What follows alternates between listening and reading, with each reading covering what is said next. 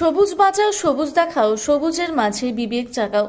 এই বার্তাকে সামনে রেখে জঙ্গলমহলে অনুষ্ঠিত হলো বন মহোৎসব।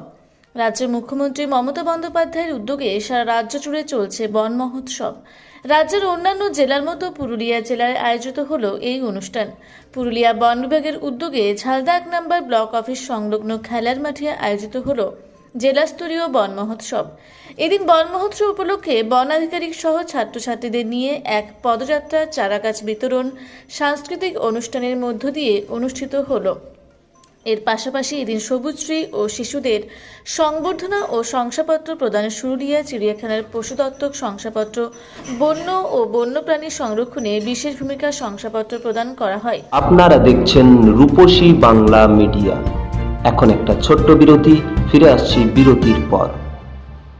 সারৈকেল্লা খরসুয়া জেলার সুবিখ্যাত কবিরাজ Bhadrasen Bhagat TB, filaria, sugar, tumour, Baat, ধাতু, একজিমা, দাঁতের রোগ, কানের রোগ, গুপ্ত ও যৌন রোগ ইত্যাদি চিকিৎসা করেন। এখন নিয়মিত চেম্বার করছেন প্রতি সোমবার বান্দোয়ানে, শুক্রবার বড়াবাজারে সারগোতে, রবিবার এঁচাগড় থানার টিকর গ্রামে, মঙ্গলবার রাজনগর থানার কেন্দ্রমন্ডিতে, বৃহস্পতিবার নিমডি থানার রঘুনাথপুরে।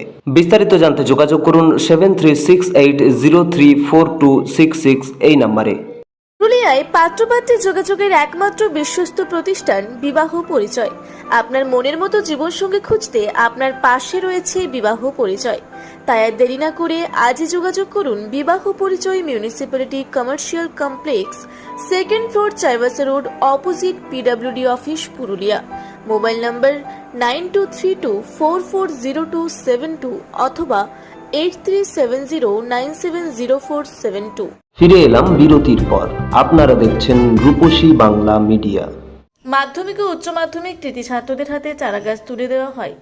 একই সাথে এদিন যৌথ বন পরিচালন কমিটির সহায়তা প্রদান করা হয়। উপস্থিত ছিলেন বনমন্ত্রী বীরবাহা হাসদা, পশ্চিমাঞ্চল উন্নয়ন দপ্তরের মন্ত্রী সন্ধ্যারানী টুডু, পুরুলিয়া বন বিভাগের divisional forest officer Anjan Guha, জেলা পুলিশ সুপার অভিজিৎ ব্যানার্জি, প্রাক্তন মন্ত্রী শান্তিরাম মাহাতো, জেলা পরিষদের সভাধিপতি নিবেদিতা মাহাতো, সহ সভাধিপতি সুজয় ব্যানার্জি, ঝালদা মহকুমার শাসক রাখি বিশ্বাস সহ অন্যান্য বিশিষ্ট জন এবং জেলার সমস্ত বন আধিকারিক ও কর্মীরা ও ছাত্রছাত্রীরা।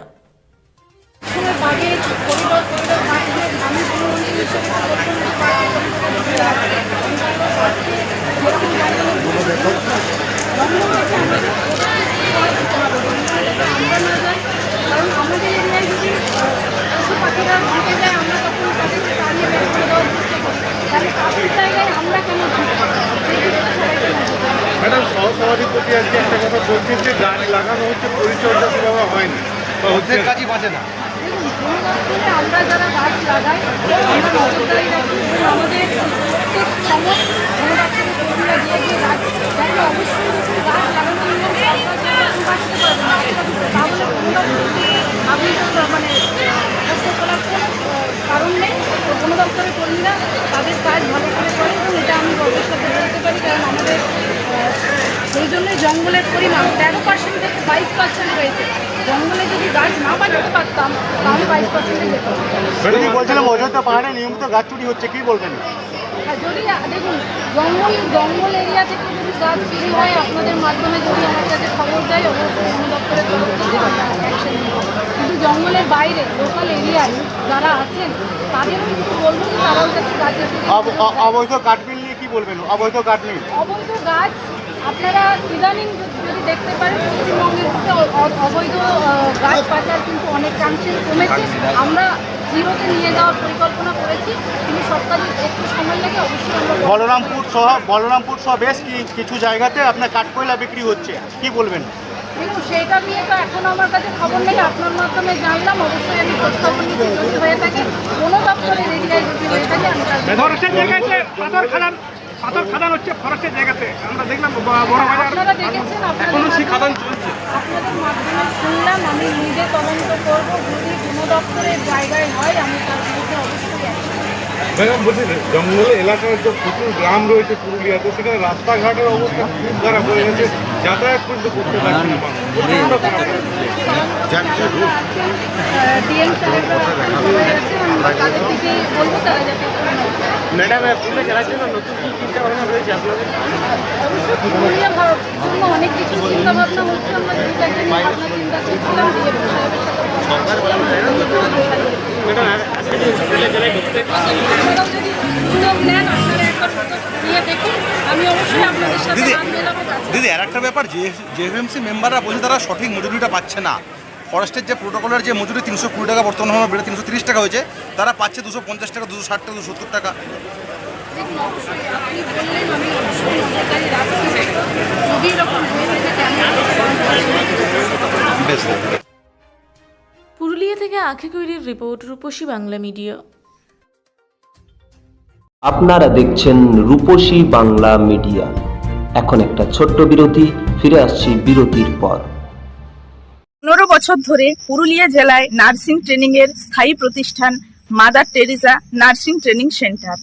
কয়েক হাজার ছেলে মেয়েকে ইতিমধ্যেই কর্মসংস্থানের সুযোগ করে দিয়েছে এই প্রতিষ্ঠান। মাধ্যমিক, উচ্চ মাধ্যমিক ও কলেজ পড়ার সাথে সাথে নার্সিং ট্রেনিং নিয়ে নিজের জীবনকে সুনিশ্চিত করুন। হ্যাঁ, সেই সুযোগ দিচ্ছে Mother Teresa nursing training centre, Ketika, Purulia. Mobile number 9932216133।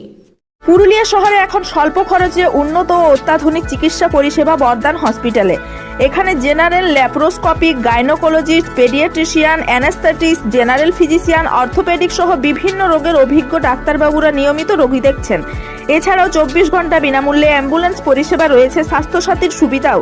যোগাযোগ করুন বর্দান হসপিটাল, রাঁচি রোড, সৈনিক স্কুলের নিকটে। মোবাইল নাম্বার 8918968624 এই নাম্বারে। ফিরে এলাম বিরতির পর।